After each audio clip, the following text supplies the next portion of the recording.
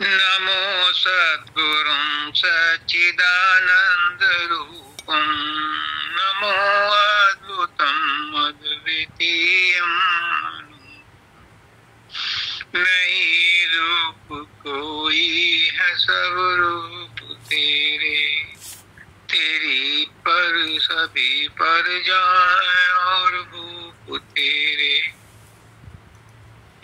धरा संत अवतार जग को चिताया मेरा रूप मुझको सहज में लखाया दिया संग सत का मिला सत जीवन तेरे नाम पर शीश तन मन है झुके राधा स्वामी चरण हंसते हंसते तुझे कहते हैं सब नमस्ते नमस्ते।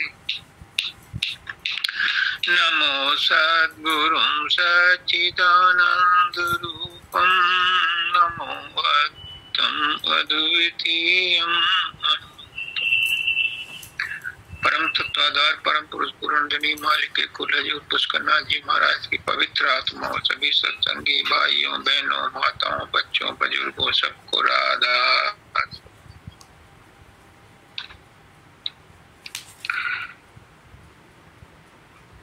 आ गए सत्संग में और संग सत का हो गया दुर्मति जाती रही और गुरु के मत का। सत्संग में आ जाना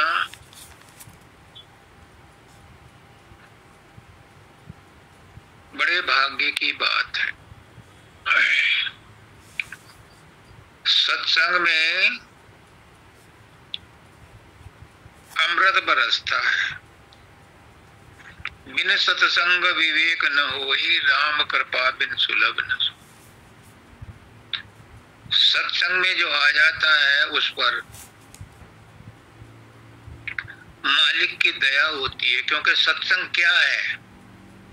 सत्संग में तीन चीजें हैं, सतगुरु, सतनाम, सतगुरु, सतनाम और सत्संग।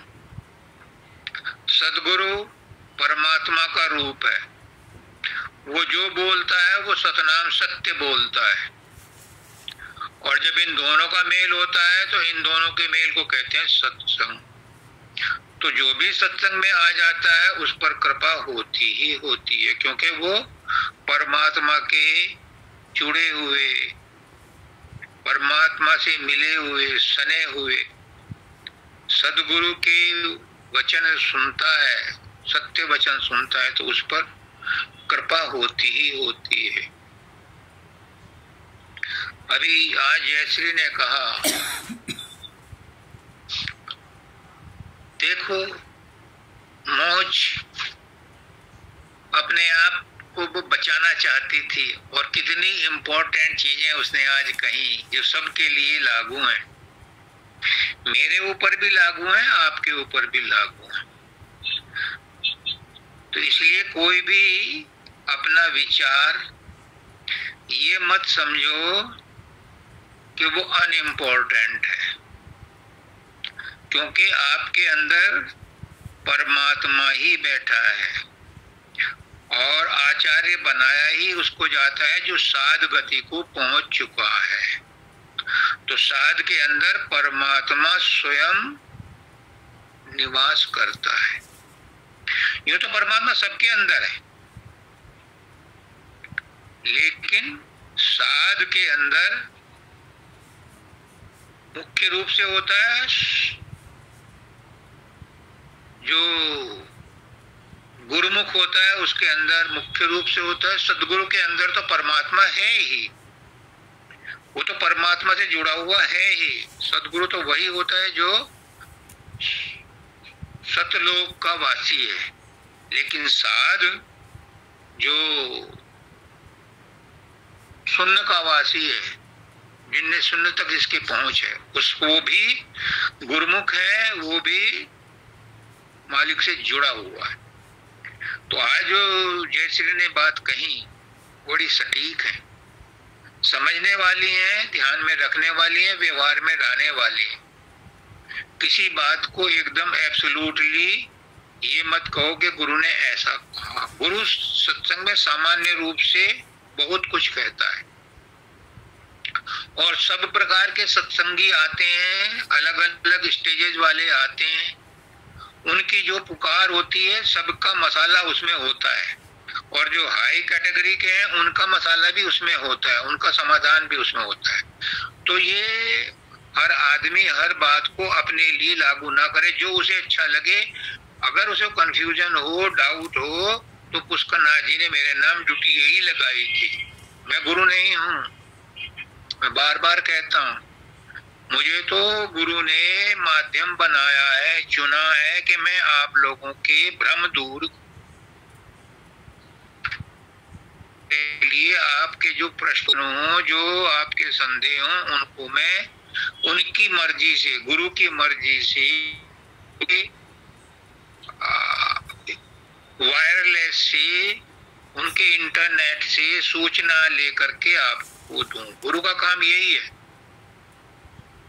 गुरु एक ट्रांसफॉर्मर है जो पावर हाउस से हाई वोल्टेज लेकर के आपको आपकी जरूरत के मुताबिक 220 वोल्ट सप्लाई करता है। बस इतना ही काम है ट्रांसफॉर्मर का। गुरु का यही काम है कि ऊपर का जो मालिक का हुक्म है, जो आपके संदेह हैं, जो आपको और चाहिए, उनको गुरु साधारण भाषा में, आपकी भाषा में समझाने के लिए कहता है।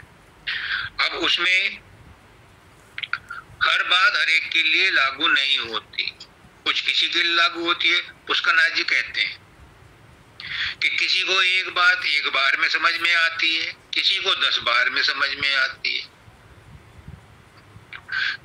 कोई एक बात किसी एक के लिए लागू होती है, कोई दूसरी बात दूसरे के लिए लागू होती है, क्योंकि सत्संग सामान्य है। विशेष परिस्थितियों में अगर किसी को विशेष गाइडेंस चाहिए तो उसके लिए पर्सनलाइज सत्संग अलग से होता है, यानी विशेष रूप से उसका प्रबंध होता है, यानी व्यक्तिगत रूप से उसको टेलीफोन पर या अलग से सत्संग अरेंज किया जा सकता है। पहले क्या होता था कि श्रवण मनन निध्यासन, गुरु बोलता था तो शिष्य उसको श्रवण करते थे, फिर मनन करते थे, और उनको डाउट रहता था तो वो आकर के डिस्कशन करते थे, तब निध्यासन मिलता था। वही प्रणाली यहाँ पर भी लागू है। आपको अंधाधुंध ये मत समझ लो कि गुरु ने ऐसा किया था, वो तो तुम फिर मनमुखी हो गए, गुरुमुखी नहीं हुए। अगर आपने ये समझ लिया गुरु ने ऐसा कहा था, मैं ऐसा करूंगा, सत्संग में जो कहा था वो सामान्य रूप से कहा था। सूरज जो है चमकता है तो सामान्य रूप से चमकता है, विशेष रूप से नहीं चमकता। हाँ, आप विशेष रूप से उसमें सूरज की रोशनी में बहुत कुछ कर सकते हो, कोई ऐतराज नहीं। ऐसे ही सतगुरु के सत्संग से डायरेक्शन लेकर के आप सब कुछ कर सकते हो, लेकिन सुमरन ध्यान भजन की जहाँ टेक्निकल विशेष रूप से आवश्यकता हो, उसके लिए विशेष रूप से बात कर लिया कर। ये जयश्री का कहने का मकसद था, और वही मेरा भी कहने का मकसद है। Is that clear? जयश्री यही कहना चाहती हो ना? जी हुजूर, यही कहना चाहती हूँ कि हमें पता होना चाहिए कि हमारे लिए कौन सी बात है। बस ठीक, ओके। अब जो माताजी ने सत्संग दिया, जिनके ऊपर मैं भी बहुत प्रसन्न हूँ, और जयश्री भी आज बहुत ओवरफ्लोड है। आज रामनवमी है, और राम ब्रह्म के अवतार थे। दाता दयाल कहते हैं, मैं डंके की चोट पर कहता हूं, कोई मुझसे विरोध करता है तो मेरे से बात करे। वो ब्रह्म के अवतार थे, ब्रह्म ही थे। कृष्ण ब्रह्म के अवतार थे, ब्रह्म ही थे, उनमें कोई कमी नहीं थी। जैसे आए थे, जो यहाँ किया, करने के बाद उसको वैसे ही निपटा के सुलटा करके वो जैसे आए थे वैसे ही अपने लोक को चले गए। राम का नाम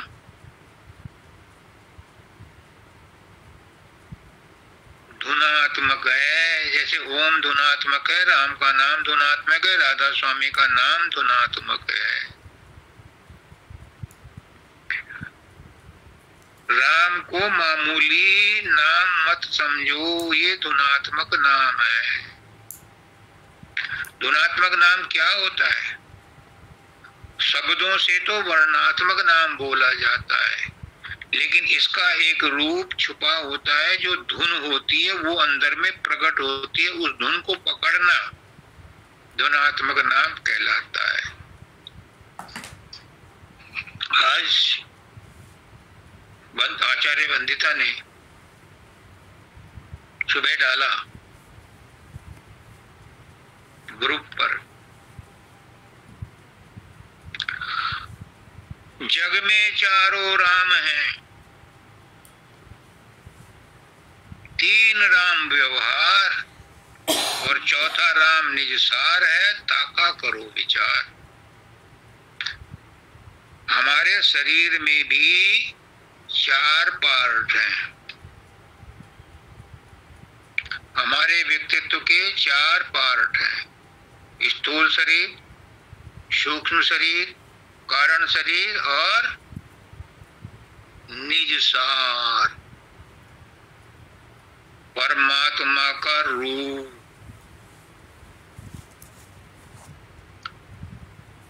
यानी वो पहला स्थूल शरीर जिसको आप देखते हो, दूसरा सूक्ष्म शरीर जो मन है, तीसरा कारण शरीर जो आत्मा, इस जीवात्मा इस शरीर में फंसी हुई है, और चौथा वो जो विशुद्ध आत्मा हो करके अपने भंडार से मिल गई हो, जो संत सदगुरु वक्त होता है वो उस स्थिति में होता है। ये चार रूप हैं हमारे व्यक्तित्व के। तो राम के भी चार अवतार हैं, चार रूप हैं। एक राम दशरथ का बेटा, एक राम घट घट में बैठा, एक राम का सकल पसारा, एक राम दुनिया से। कबीर दास कहते हैं जो दुनिया से न्यारा बस वही मेरा राम है, बाकी तीन राम तो जगत के व्यवहार के लिए हैं। क्या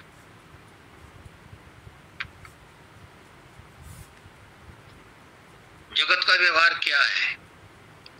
शरीर को मानना। तो रामचंद्र जी दशरथ के पुत्र बन के आए थे, मान लो उन्हें, अयोध्या में उनकी प्रतिमा लगी है, पर ये स्थूल हैं,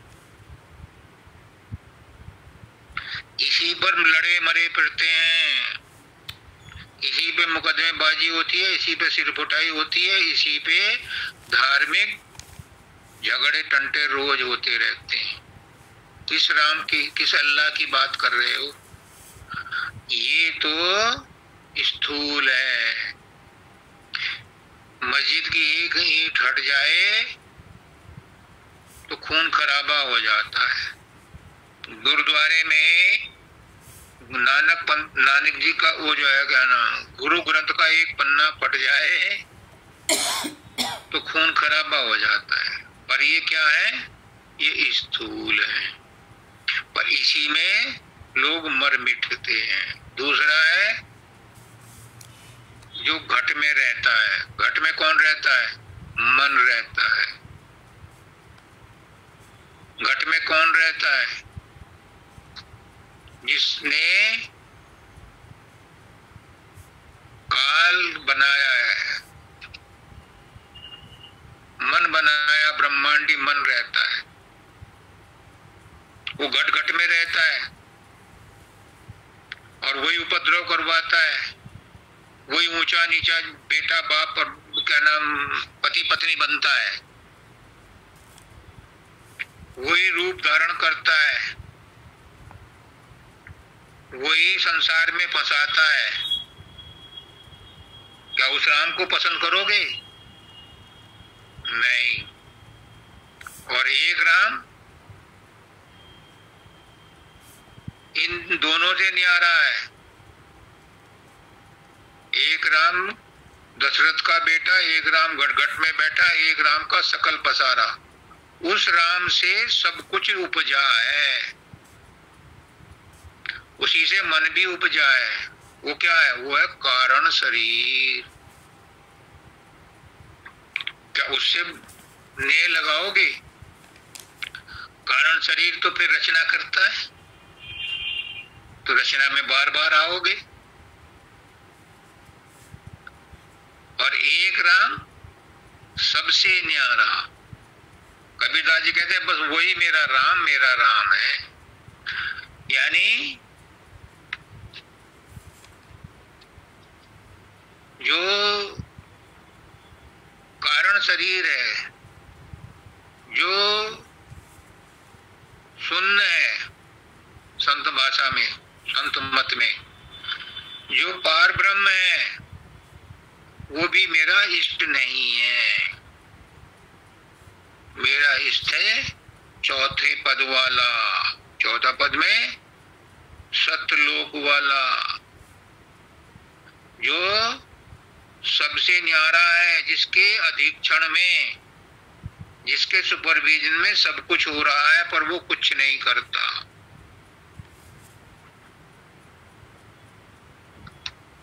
सब कुछ उसी के द्वारा होता है, पर वो कुछ नहीं करता।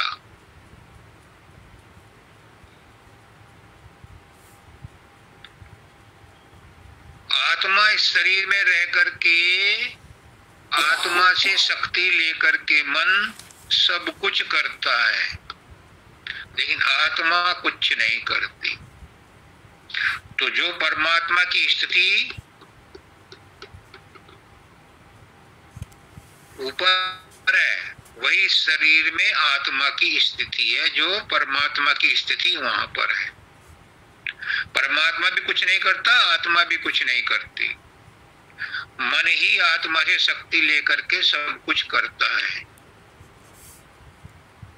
सारी रचना मन की है। तो ना मुझे स्थूल शरीर के दशरथ वाले राम से, ना मुझे मन वाले से, और ना मुझे रचना करने वाले से, यहाँ से मुझे इस राम से मतलब है, जो सबसे न्यारा है, जो सबका आधार है, परमाधार है, सर्वाधार है और निराधार है। निराधार आधार जगत का, मरम न कोई लख पावे। जब तू अपना रूप दिखावे, समझ में तब कुछ कुछ आवे। मनवाणी की गम नहीं तुझ तक, अगम अथाह अपारा है। अलग अगम अव्यक्त अनुपम, अगुण सगुण से न्यारा है। अगुण सगुण से न्यारा है।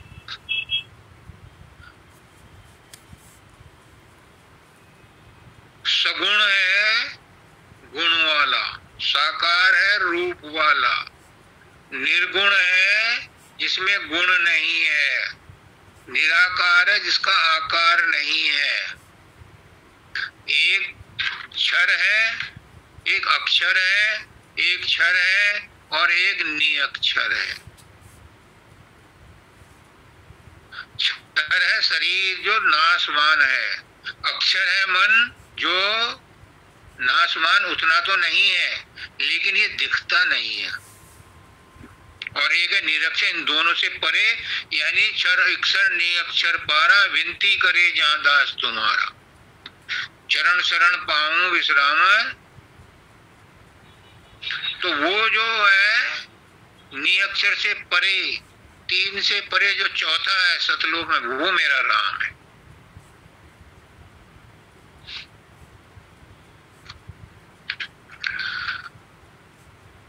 अच्छा, राम जो है ये कोई मामूली नाम नहीं है। अब तुम राधा स्वामी नाम जपते हो, देखो धार्मिक मतभेदों में मत पड़ो, खुले दिल से सोचो। अगर संत मत में आए हो तो राम का विरोध नहीं करना, कृष्ण का विरोध नहीं, क्योंकि ये ब्रह्म के अवतार थे, ये ब्रह्मांड तक सीमित है, रहने दो। राधा स्वामी में भी रहा है और म जो है मी में है राधा स्वामी, तो राधा स्वामी में राम है, हमारा उनसे कोई विरोध नहीं है। बस एक ही बात है क्या कि संत मत सनातन धर्म की आखिरी सीढ़ी है। जहां पर संत मत शुरू होता है, जहां से संत मत शुरू होता है, वहां पर सनातन धर्म खत्म हो जाता है, उससे ऊपर संत मत चलता है। हमारा उससे कोई विरोध नहीं। कहते हैं मानव दयाल जी कि जहां इंटेलेक्ट एंड होती है, जहां बुद्धि खत्म होती है, वहां से आत्मज्ञान शुरू होता है। Where intellect ends spirituality begin. इसी तरह से जहां पर सनातन धर्म खत्म होता है, वहां से संत मत आगे बढ़ता है। जैसे बाबा फकीर ने कहा, गरुड़ पुराण में बहुत अच्छे ढंग से वर्णन किया है कि मरने के बाद आदमी मोक्ष तक जाता है, मोक्ष मिल जाता है साधन अभ्यास करके। लेकिन ये संत मत की स्वर्ग लोक में अपना भोग भोग करके फिर वापस आता है। ये गरुड़ पुराण में लिखा है, सनातन धर्म में भी लिखा है कि स्वर्ग लोक का भोग भोगने के बाद उसे आना पड़ता है, जन्म लेना पड़ता है। लेकिन संत मत उससे परे की अवस्था की बात करता है। वो क्या है? वो है फाइनल मर्जर। किसके साथ? जहां आए थे वहीं पर लौटना, वहां से फिर वापस नहीं आते। अब इसके पीछे एक राज है। जो एक बार आत्माएं आ गई, उनमें से वापस तो जा सकती हैं, लेकिन नई आत्मा कोई ऊपर से नहीं आएगी। आती है, एक्सेप्शंस हैं। कौन? जैसे राम आए थे, जैसे कृष्ण आए थे, जैसे बुद्ध आए थे, जैसे जीसस आए थे, जैसे पैगंबर मोहम्मद आए थे। ऐसे सतगुरु भी सतलोक से आता है, लेकिन काहे के लिए? चिताने के लिए, लोगों को समझाने के लिए और उन्हें अपने साथ ले जाने के लिए। वो बंधन में बंध करके नहीं आता, कर्म बंधन का उनके ऊपर असर नहीं पड़ता। इसलिए कहते हैं कि संत मत में सनातन धर्म से आगे की बात भी कही जाती है, यानी फाइनल मर्जर की बात भी कही जाती है। सतलोक से भी आगे की बात कही जाती है। वो है अलग अगम अनामी, जहां से कि हम ओरिजिनली उस मालिक के यहाँ से निकले थे।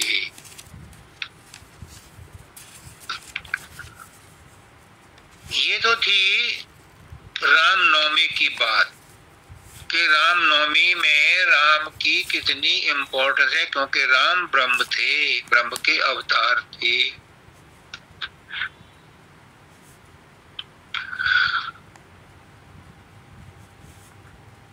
बिल्कुल सही है, लेकिन वो ब्रह्म के अवतार थे। और ब्रह्म कहाँ रहता है? ब्रह्मांड में रहता है। और ब्रह्मांड अनेक हैं, कोटि कोटि ब्रह्मांड है। रामायण में खुद तुलसीदास जी ने लिखा है, जिस समय काकभुजंडी जी छोटे राम के समय में, जब राम छोटे थे, बालक थे, खिलवाड़ कर रहे थे, तो वो उसे पकड़ने जाते थे, वो दूर भाग जाते थे काकभुजंडी। और जब राम अपना खाने के लिए होते थे, तो वो आकर के उनके हाथ से छीन लेते थे। तो इस लुका छुपी में, खेल खेल में राम ने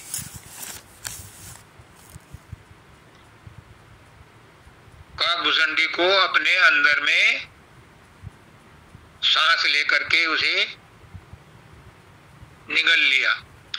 फिर उसने लिखा है काकभुजंडी ने कि मैंने वो अनेकों ब्रह्मांड देखे,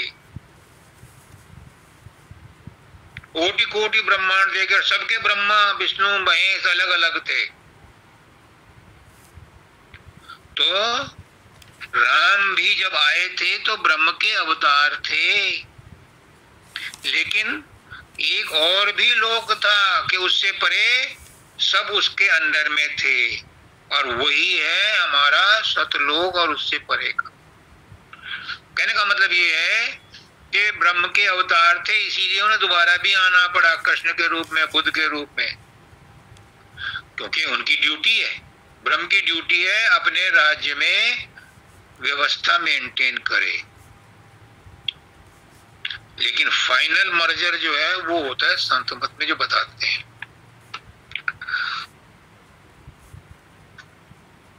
अब सवाल ये है कि एज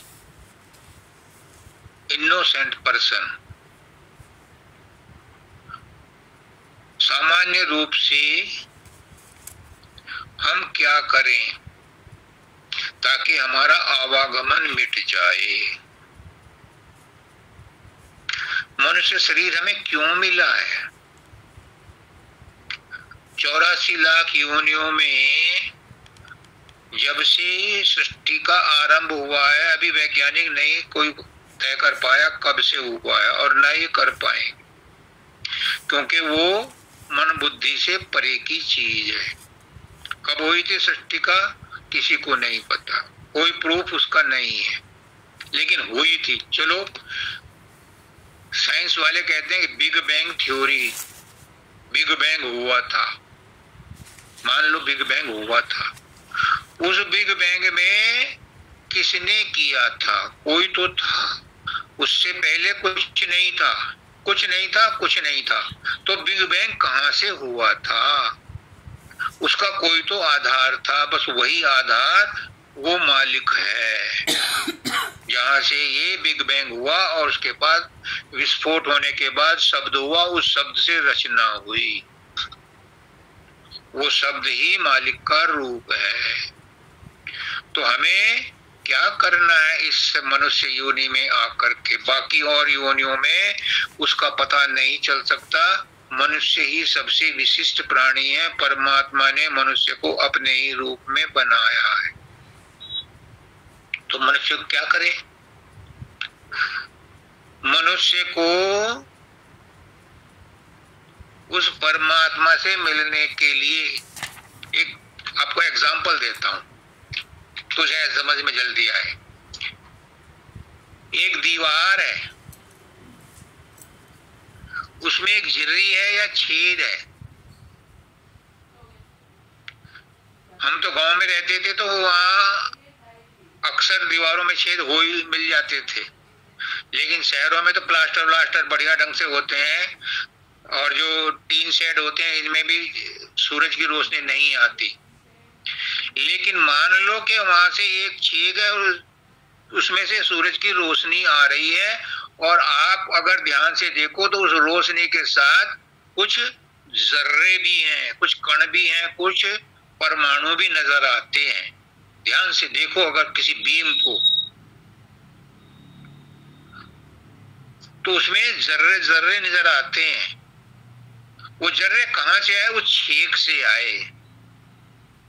अगर हम इतने बारीक हो जाएं कि उस छेद में निकल जाएं, तो हम भी उन परमाणुओं की तरह से उस दीवार को फांद सकते हैं।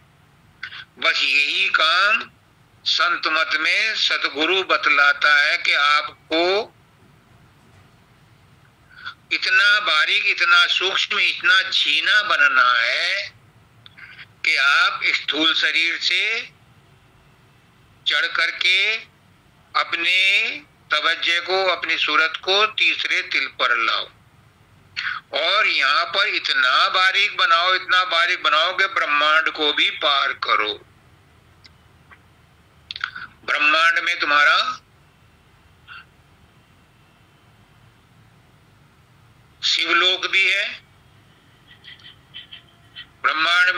लोक भी है ब्रह्मांड में, कृष्ण लोक भी है। इनको पार करो तो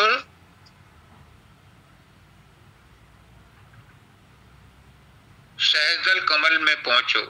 सहजदल कमल से एक बंकनाल में घुस करके, एक टेढ़ी मेढ़ी नाल में घुस करके आप त्रिकुटी पहुंचो। वहां ब्रह्म अपने मूल रूप में रहता है, जहां से इन अवतारों का अवतरण होता है। वो ब्रह्म का स्थान है त्रिकुटी। और पार ब्रह्म है शून्य में। इस ब्रह्म को कूद करके, इससे पार होकर के, एक तो खिड़की है हमारी, गेट है, एंट्री गेट है, ये तीसरा तिल जो प्राणायाम वगैरह करते हैं या योग करते हैं तो वो 6 चक्र बताते हैं शरीर में, और छठा चक्र ये है। इसको पार करोगे तो ब्रह्म में प्रवेश करोगे, और ब्रह्म को पार करोगे तो 10वां द्वार आएगा। उस गली को पार करो, उस गली को पार करोगे, 10वें द्वार को पार करोगे तो पहुंचोगे निर्मल शुद्ध आत्मा के खंड में, निर्मल देश में पहुंचोगे। उस 10वां द्वार को पार करके तो गुरु क्या कहता है कि इतने बारीक बनो, इतने सूक्ष्म बनो। कैसे बनोगे? मन बनने देगा? नहीं बनने देगा। मन पे तो मोटे मोटे गिलाब चढ़े पड़े हैं। पहले तो शरीर के गिलाब ही उतरने मुश्किल है। मैं चाचा हूं, मैं ताऊ हूं, मैं बाप हूं, मैं अफसर हूं, मैं नौकर हूं, मैं सिपाही हूं, मैं कलेक्टर हूं, मैं डॉक्टर हूं, मैं पति हूं, मैं पत्नी हूं। इतने सारे गुलाब तो तुमने शरीर पर ओढ़ रखे।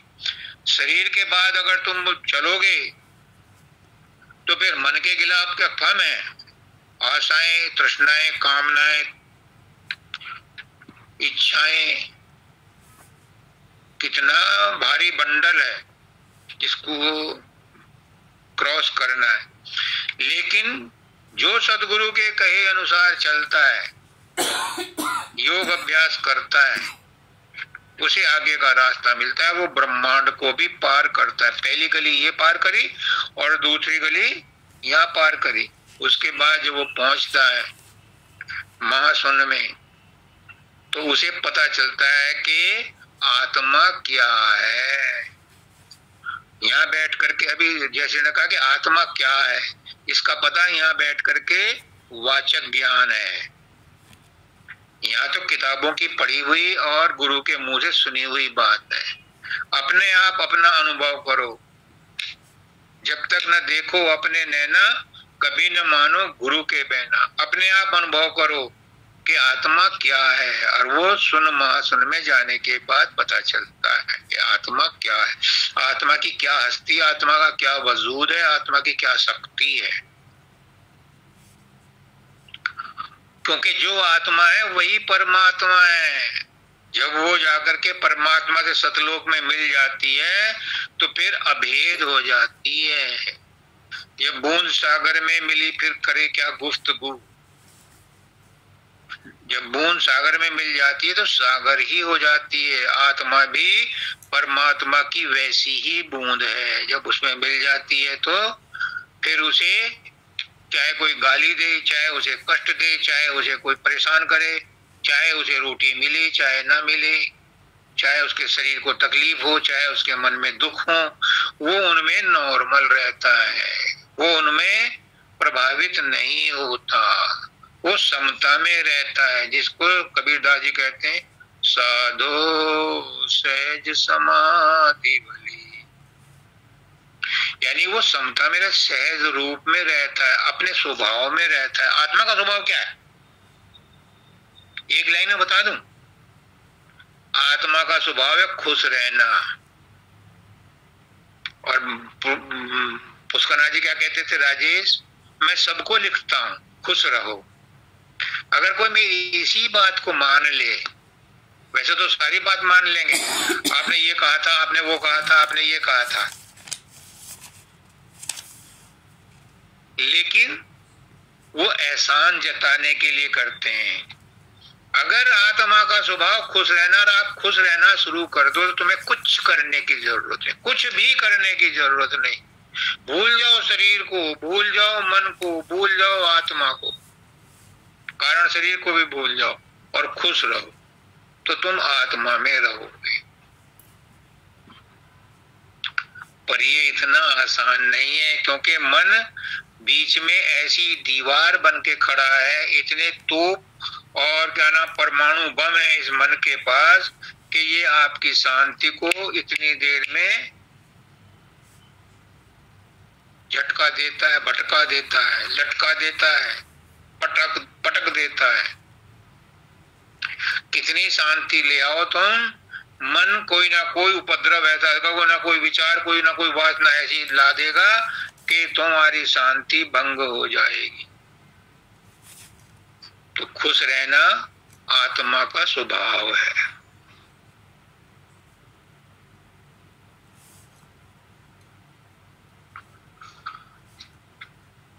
राम लोक भी है, राम परलोक भी है, राधा लोक भी है, राधा परलोक भी है।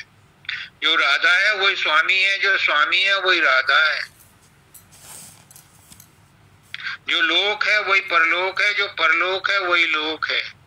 लेकिन कहना जय श्री का इसको समझ लेना, ऐसे ही मत रट लेना।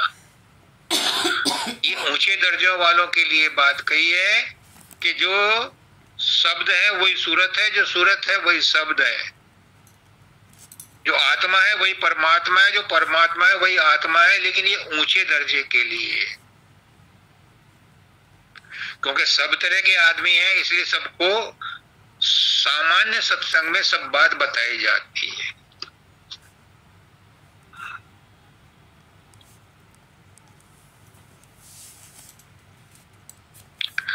अब बात आती है जो आज शब्द पढ़ा,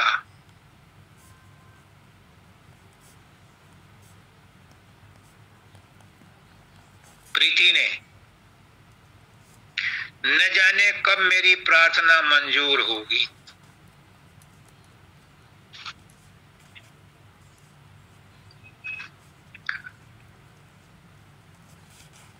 प्रकट होकर के घड़ी कब, प्रकट होने की घड़ी कब आएगी?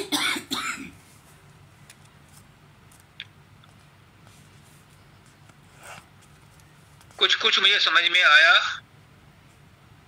पूरा तो नहीं समझा मैं उस शब्द को, लेकिन ये दो बात मुख्य हैं कि मेरी प्रार्थना कब मंजूर होगी और मेरे सामने प्रकट कब होगे, वो घड़ी कब आएगी।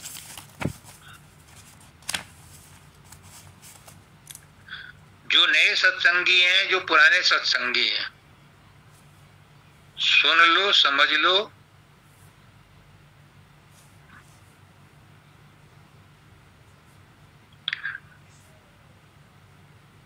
सब कुछ सब कुछ सब कुछ उस मालिक की मौत से हो रहा है, अपने आप ही हो रहा है। जो ये मानते हैं, जो ये जानते हैं, उन्हें फिर मालिक की मौज में ही रहना चाहिए। फिर वो अप्रसन्न क्यों रहते हैं, दुखी क्यों रहते हैं? जब सब कुछ उसकी मौज से हो रहा है तो उसकी मौज से जो हो रहा है उसे होने दो। जो दुख तकलीफ आ रही है उसे होने दो। क्यों? इसका कारण है, परमात्मा किसी को दुख तकलीफ नहीं देता। कौन देता है? ये काल देता है। किसको देता है? आत्मा को नहीं देता। जयश्री की बात समझ लेना, इसको आंकना तब। वो किसको देता है दुख तकलीफ? जिसने कर्म किए हैं। और कर्म कौन करता है? वो मन करता है, सूक्ष्म शरीर करता है। तो दुख तकलीफ सूक्ष्म शरीर को होती है। अगर तुम अपने आप को आत्मा मानते हो तो तुम दुख तकलीफ क्यों मानते हो? मत मानो। दूसरी बात, क्यों देता है वो? क्योंकि काल का नाम है इंसाफ का ठेकेदार। वो इंसाफ करता है। जो जस करें सो तस फल चाखा। जैसे कर्म किए हैं वैसा फल भुगतना पड़ेगा। किसको? जिसने कर्म किए हैं। अगर आत्मा अज्ञान के कारण कहती है कि मुझसे गलती हो गई तो फिर उसको भी भुगतना पड़ता है। लेकिन जो रियलाइज सोल है, अब मुझे डिफरेंशिएट करना पड़ेगा क्योंकि आचार्य जयश्री ने जो आज कहा थोड़ा सा मुझे भी सावधान होना पड़ेगा। जो रियलाइज सोल है वो कह सकती हैं कि मेरी आत्मा ने कर्म नहीं किया। जो कर्म किया वो सूक्ष्म शरीर ने किया, वही भुगतान करेगा।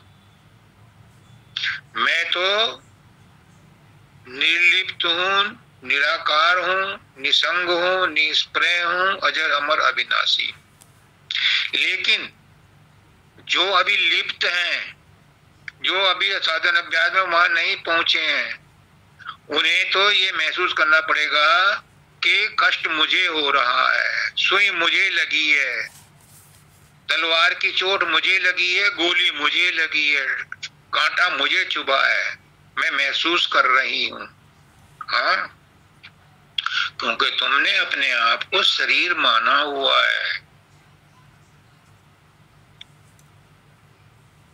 जब परम दयाल जी का मर्सी हॉस्पिटल में ऑपरेशन होना था तो उनका ब्लड प्रेशर और डायबिटीज और शुगर और ये जाने कितने बीमारियां उनके उस पैरामीटर में नहीं थी कि उनका ऑपरेशन किया जा सके, उन्हें एनेस्थीसिया दिया जा सके। तो परम दयाल जी ने कहा डॉक्टरों से कि भाई तुम किस बात का इंतजार कर रहे हो कि जी आपका वो एनेस्थीसिया देने के लिए अब वो देखना है ऑप्टिमम समय क्या होगा। उसने कहा तुम्हें ऑपरेशन के लिए कितना समय चाहिए? उसने कहा कि 2 घंटे। उन्होंने कहा मैं वो समाधि में जा रहा हूं, तुम एनेस्थीसिया मत दो, ऑपरेशन कर लो। और वो 3 घंटे बाद आए समाधि से। सिद्ध पुरुष की बात है। कष्ट किसको होता है? शरीर को और मन को होता है। जो आत्मा में रमण करता है उसे नहीं होता, लेकिन वो उन लोगों के लिए है। तुम एकदम मत करना, क्योंकि शब्दानंद जी महाराज ने भी जब दांत निकलवाए थे तो उन्होंने भी इंजेक्शन नहीं लगवाया था, वो भी उस स्थिति में पहुंच चुके थे। तो ऐसा होता है। डॉक्टर एनेस्थीसिया इसीलिए देते हैं कि उसको दुख तकलीफ ना हो। दुख तकलीफ किसको होती है? जब आत्मा का करंट वहां जाना रुक जाता है तो उसे तकलीफ नहीं होती। इंजेक्शन लगा करके वो यही तो करते हैं कि उतने हिस्से को शून्य कर देते हैं डॉक्टर लोग, यानी उसमें आत्मा का आना जाना रुक गया। तो मेरी प्रार्थना कब मंजूर होगी, मैं इस बात पर आ रहा हूं। मैं डॉक्टरी के बारे में ज्यादा नहीं जानता, मैं साइंस के बारे में बिल्कुल नहीं जानता, पर मेरे गुरु ने अध्यात्म के बारे में थोड़ी बहुत मुझे बात बताई है, वो मैं आप लोगों को एक्सप्लेन कर देता हूं। मुझे माध्यम बना रखा है गुरु ने, मुझसे कहलवा लेता है, मैं कुछ नहीं जानता, वो कहलवा लेता है। तो मेरी प्रार्थना कब मंजूर होगी, मेन मुद्दा ये है। आपकी प्रार्थना मंजूर होगी और ये समझ लो हो चुकी है, लेकिन आपको उसे महसूस तब होगा जब आप 9 द्वारों को छोड़ के 10वें द्वार में पहुंचोगे। अब 9 द्वार आप जानते हो, 2 नीचे के, 2 ये, 2 आंख, 2 कान, 1 मुंह। इनको छोड़ो, इनका एहसास, इनके बोधभान भूलो, तो तुम्हें महसूस होगा कि आपकी एप्लीकेशन मंजूर हो गई। मतलब तब तक आप 9 द्वार छोड़ के 10वें द्वार में प्रवेश कर चुके होगे, आप निर्मल चैतन्य देश में जा चुके होगे। साधन अभ्यास के अगर तुम्हें स्टेजेस बताऊंगा तो कंफ्यूज हो जाओगे, इसलिए मैं लेमैन के रूप में बता रहा हूं कि शरीर के और मन के बोधभान छोड़ो, और शरीर के मन के बोधभान यहीं तक खत्म हो जाते हैं। जब 9 द्वारों मन के यहाँ खत्म होंगे 10वें द्वार में, 9 द्वार जब छोड़ोगे, इसके बाद 10वें द्वार जब खोलोगे ना तो वहां पहुंचेगा। नीचे के जो है ये सब 9 द्वार है, 10वें द्वार में पहुंचोगे तो मन का भी खत्म हो जाएगा। तब तुम्हारी एप्लीकेशन तो मंजूर हो चुकी है। क्यों? अगर एप्लीकेशन मंजूर ना होती तो तुम सत्संग में भी ना आते। सत्संग में वही आता है जिसको परमात्मा चाहता है कि इसकी मुक्ति हो जाए। सब नहीं आते। 20 आदमी हैं इस ग्रुप में इस समय, जबकि रजिस्टर्ड है 40-45। उनमें भी सब नहीं आते जो रजिस्टर्ड हैं, और जो दुनिया में कितने भरे पड़े हैं इनका तो कोई पता नहीं। जब फिजिकल सत्संग होता है तो पुष्करनाथ जी कहते थे कि दुर्गापुर में दिवाली का सत्संग था, और वैसा भी सत्संग था, दशहरा का भी सत्संग था। कहते थे कि 5-6 हजार की आबादी है, लेकिन आदमी आते हैं 4-5। नहीं आते, सबको नहीं चाहिए, सब संसार में खुश हैं। आचार्य AP त्यागी जी हैं, वो कहते हैं उनका पड़ोसी यहाँ 16 सेक्टर में ही है, कोई चीफ इंजीनियर रिटायर्ड। वो कहता है, वो बापू आसाराम जी का शिष्य था है, कहता है मैंने तो बापू से कह दिया कि मुझे ना चाहिए सतलोक, मुझे ना चाहिए मुक्ति। मेरा एक बेटा कनाडा में, एक अमेरिका में, एक मेरे पास है, 4 मेरे पास गाड़ियां हैं, 3 बंगले हैं, मुझे क्या चाहिए? मैं तो यहाँ ऐश कर रहा हूँ, वहां क्या मिलेगा मुझे? मुक्त होकर के स्वर्ग में क्या मिलेगा? मुझे ना चाहिए। ऐसे ऐसे भी लोग हैं, ये त्यागी जी ने ही बताया था। तो जिनकी मेंटेलिटी ऐसी है उनको सत्संग में भी आने की जरूरत नहीं है, क्योंकि उन्हें परमात्मा नहीं चाहिए। सत्संग में बड़े भाग मानुष तन पाओ, मनुष्य शरीर मिला है, इस मनुष्य शरीर में राम का नाम जपा जा सकता है। ये तो मैंने अखबार में पढ़ा था कि भैंस भी जो है वेद सुनाती है। नहीं होती होगा, मुझे नहीं पता क्या है, मैं इन लफड़ों में नहीं पढ़ता। मैं तो सिर्फ सिंपल बातें बताता हूं कि अगर हमारी इच्छा है, परमात्मा इच्छा करने से ही मिलता है, प्रयास करने से नहीं मिलता। प्रयास करने तो संसार की चीजें मिलती हैं, लेकिन मन को शांत करने के लिए प्रयास भी जरूरी है। ये वही जयश्री की बात, ये मत सोच लेना कि बस इच्छा कर ली और कुछ करने की जरूरत नहीं।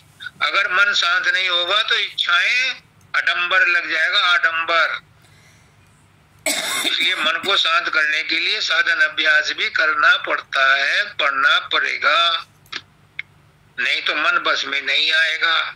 और जब तक मन बस में नहीं आएगा तब तक कोई भी अध्यात्म का मंजिल पूरी तय नहीं होगी। तो आपकी एप्लीकेशन कब मंजूर होगी? जब आप 9 द्वारे पार करोगे। और बहुत छुपे पड़े हो, बहुत दिन हो गए लुका छुपी से, दर्शन दो, प्रकट हो। वो तो प्रकट है, ढूंढता फिरता है किसको? ढूंढ तू वो आप है, जो नहीं समझा तो ये हृदय का ताप। और कहते हैं घट में दर्शन पाओगे, संदेह इसमें कुछ नहीं। मैं तो घट में हूँ तुम्हारे, देख लो मुझको वहीं। तो तुम कहते हो प्रकट होकर के दर्शन दो, तो वो तो दे रहा है दर्शन, तुम अपनी आंखें तो खोलो। सूरज तो आ चुका है, अपने घर के पर्दे तो हटाओ, खिड़की के पर्दे तो हटाओ। खिड़की पे तो मोटे मोटे पर्दे डाल रखे हैं, फिर सूरज अंदर कैसे आ जाएगा? शरीर के, मन के और कारण शरीर के इतने पर्दे पड़े हैं, और तुम कहते हो कि तुम घट में दर्शन दो। दर्शन तो देने को तैयार है। अच्छा, मोटे तौर से सोचो, उस परमात्मा का क्या दर्शन करोगे जिसका नाम पता तुम्हें ना मालूम हो, और तुम उससे मिलने चले जाओ, और तुम आमने सामने 10 बार भी एक दूसरे को देख लो, तुम्हें ना उसका नाम पता ना उसका रूप का पता। गाड़ी में बैठे हुए जाते हैं, ट्रेन में बैठे हुए जाते हैं, बस में बैठे हुए जाते हैं, एयरप्लेन में जाते हैं, पड़ोस में कौन है क्या पता। पता चला कि वही तो था जिससे मिलने जा रहे थे, क्योंकि नाम पता नहीं मालूम। तो बाहर में जो उसका पता, नाम पता नहीं मालूम, तो मालिक जो है गुरु के रूप में आता है बताने के लिए कि भाई अगर तुझे परमात्मा को ढूंढना है और परमात्मा का तुझे नाम पता नहीं पता, तो तू मुझे परमात्मा मान ले। गुरु यही तो कहता है, मुझे परमात्मा मान ले थोड़े देर के लिए, जैसे अलजेब्रा में मान लेते हैं एक्स, ऐसे थोड़ी देर के लिए मान ले मुझे, क्योंकि मुझे उसका रास्ते का पता है, मैं तुझे बता दूंगा। और फिर जब तू पहुंच जाएगा तो इस एक्स को हटा देना, फिर तेरी वैल्यू तेरे पास रहेगी। ये तो कहता है गुरु। लेकिन गुरु पर भी कोई विश्वास नहीं करता, ये तो बकवास है। वो जेल में पड़ा है, वो जेल में पड़ा है, वो जेल में पड़ा है। इसलिए गुरु प्रणाली पर भी विश्वास नहीं रहा। अब सवाल ये है कि गुरु पर अगर विश्वास नहीं है तो आप उसको तक पहुंचोगे कैसे? फिर तो बिल्कुल ही अंधी गली है, क्योंकि बिना गुरु गति नहीं, बिना गुरु के कोई गति नहीं है, कोई रास्ता नहीं बताने वाला। इसलिए कहीं तो विश्वास करना पड़ेगा। और जो गुरु सच्चा है बाहर में, वो कहता है कि देख मैं गुरु नहीं हूं, मैं तुझे अंदर वाले गुरु से मिलवा सकता हूँ, तेरा गुरु तेरे अंदर बैठा है, मैं तुझे मिलवा सकता हूँ। और वो नाम देता है और उस दिन कह देता है कि देख मैंने तेरा गठजोड़ा कर दिया, तेरे अंदर में गुरु बैठा है, उससे मैंने तुझे जोड़ दिया। अब तू साधन अभ्यास कर ले और उससे मुलाकात कर ले, अंदर में, अंदर की तरफ मुड़, अंतर्मुखी हो। बाहर का, अंदर का गाना जब सुना, बाहर का गाना भूल गया। जब अंदर में संगीत और धुन सुनने को मिलती है तो बाहर के गाने फीके लगने लगते हैं। अंदर में जब रस मिलता है तो बाहर के विषय वासनाओं के रस फीके लगने लगते हैं। फिर इच्छा रहती है कि मैं अंदर में ही घुसा रहूं, अंदर में सुनता रहूं, अंदर में उससे मुलाकात करूं, बाहर में फंसना नहीं चाहता। इसलिए बड़े बड़े संत महात्मा चुप हो जाते हैं, मुंह बंद कर लेते हैं, और कुछ उन्हें परेशान करते हैं तो वो पागलों की तरह से बिहेव करते हैं ताकि लोग बाग उनसे पीछा छुड़ा करके भाग जाएं कि ये तो पागल है, छोड़ो यार, इसको तंग नहीं करते।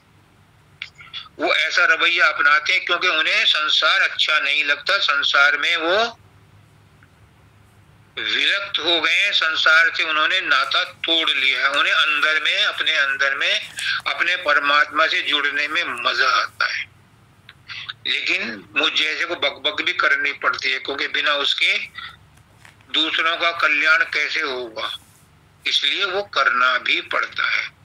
लेकिन अपना कोई स्वार्थ नहीं है, वो गुरु उससे करवा लेता है, माध्यम बना लेता है, तिनके को माध्यम बना लेता है, क्योंकि उसे काम करवाना है, लोगों को, जीवों को ले जाना है, तो वो किसी ना किसी बहाने ले जाता है। एक बार उपनिषद की एक छोटी सी कहानी है। क्या कि एक बार जब दैत्यों का और देवताओं का युद्ध हुआ तो देवता जीत गए, तो देवता सब घमंड में आ गए। उस ब्रह्म ने सोचा कि इन देवताओं का घमंड दूर करना चाहिए, तो वो एक रूप बड़ा विकसित, बड़ा प्रकाशवान बन करके आया। इंद्र ने कहा अग्नि को, पहले तो हाँ अग्नि को, कि जाओ इसको देख के आओ, ये कौन है, कितना बलशाली है, क्या करता है, क्या चाहता है। जब वो अग्नि उसके पास गई, अग्नि देवता, तो उस शक्ति ने पूछा तुम कौन हो? अब मैं अग्नि हूं, तुम क्या कर सकते हो? मैं सब कुछ जला सकती हूँ।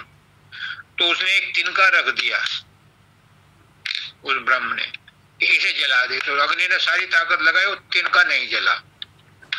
वो लौट करके इंद्र के पास गया, ये तो बड़ा शक्तिशाली है, ये तो पता नहीं कौन है, और मुझसे तो वो भी चला।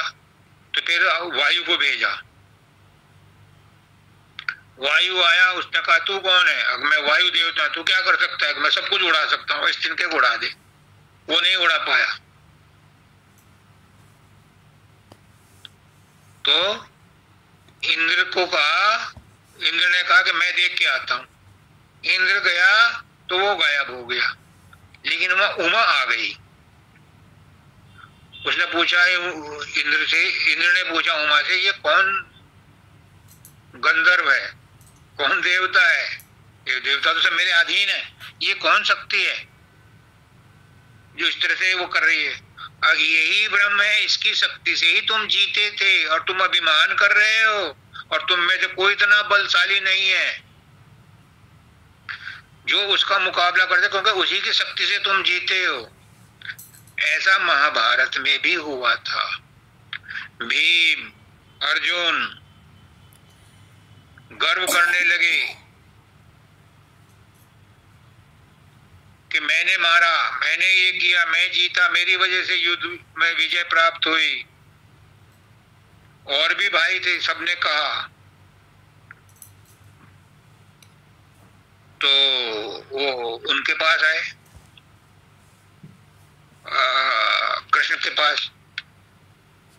तो कृष्ण ने कहा कि भाई मैं कहूंगा किसी को कुछ तो तुम्हें बुरा लगेगा, यहाँ पर एक ऐसा विटनेस है जो सही बात बता सकता है, उसका सिर काट करके हमने पहले ही यहाँ लगा रखा है, वो उसके पास सीसीटीवी है, वो आपको बताएगा कि किसने, किसकी शक्ति से ये शत्रु मारे गए। क्या नाम था उसका? घटोत्कच। वो उसका घटोत्कच नहीं, घटोत्कच का भी वो था, वो लड़का कुछ और ही नाम था उसका। बारबरिक। हाँ बारबरिक। तो सब उसके बारबरिक के पास गए, तो उसने कहा कि तुम में से किसी ने कुछ नहीं किया, मैंने तो लड़ते हुए कृष्ण को ही देखा, इसी की शक्ति से सब मरे हैं। तो ब्रह्म की शक्ति से ही सब विजय प्राप्त हुई थी। तो तुम किस बुलावे में हो? मैं किसी बुलावे में नहीं हूं, मुझे साफ पता है। तुम लोग जानते हो मैं बोल रहा हूं, लेकिन मैं जानता हूं मैं नहीं बोल रहा, वो बोल रहा है। मुझे पता है इस बात का कि मैं नहीं जानता, वो बोल रहा है, वो जानता है। तो हम अपने आप को समझते हैं कि हम जानते हैं, नहीं, जानने वाला तो वो एक ही है, वही सब कुछ करवा लेता है। बारबरिक ने उनके संदेह दूर किए कि लड़ने वाला तो एक यही था, इसी की वजह से सब कुछ मरे। तो मेरे प्यारे सत्संगी भाइयों बहनों, माताओं, बच्चों, बुजुर्गों, ये मन में रख के चलो कि आपके अंदर वो शक्ति मौजूद है जो ब्रह्मांड को चला रही है, कोटि कोटि ब्रह्मांडों को चला रही है, और वो शक्ति है तुम्हारी आत्मा, तुम खुद हो। पहचानो अपने आप को, पहचान ले अपने को, तो इंसान खुदा है, तुम खुदा हो। पर अपने आप को पहचानो, अपने आप को शरीर मत समझो, अपने आप को मन मत समझो। अपने आप को क्षुद्र आत्मा मत समझो। आत्मा और परमात्मा एक ही है, बूंद समुद्र की ही है, किरण सूर्य की ही है, वो उससे जुदा नहीं है। भले तुम सोलर पैनल में उसे कैद कर लो, लेकिन किरण तो वहीं जाएगी, बूंद तो सागर में ही मिलेगी। तो आत्मा तो परमात्मा में मिलेगी। मन भी ब्रह्मांडी मन में मिलेगा, और तो और शरीर भी पांच तत्वों में मिलेंगे, कोई रोक नहीं सकता। बस गुरु क्या करता है? गुरु तुम्हारी सोच बदलता है कि जो तुम सोच रहे हो वो सही डायरेक्शन में नहीं सोच रहे, सही डायरेक्शन में सोचो कि सच क्या है और झूठ क्या है। सच इतना ही है कि सच इन आंखों से, इस बुद्धि से, इन कानों से, इन तन मात्राओं से महसूस नहीं किया जा सकता, और जो इन तन मात्राओं से महसूस किया जाता है वो सब सच नहीं है, और उसी झूठ को तुम सच मान के बैठे हो। बस यही गुरु कहता है, यही गुरु आपको सत्संग में बताता है कि जिनको तुम सच माने बैठे हो वो सच नहीं है, उन्होंने छोड़ के जाना है। ना बाप है, ना बाप बेटा है, ना माँ है, ना रिश्तेदार है, कोई अपना नहीं है। अपनी एक सिर्फ आत्मा और परमात्मा ही एक है, और वो दो नहीं एक ही है। पर दो इसलिए बताए जाते हैं कि दो बन के एक बन जाओ। अगर एक ही हो गए तो एक एक में कहाँ विचार, फिर कोई विचार नहीं रहेगा। लेकिन विचार करने के लिए दो का सहारा लेना पड़ता है। सबको राधा।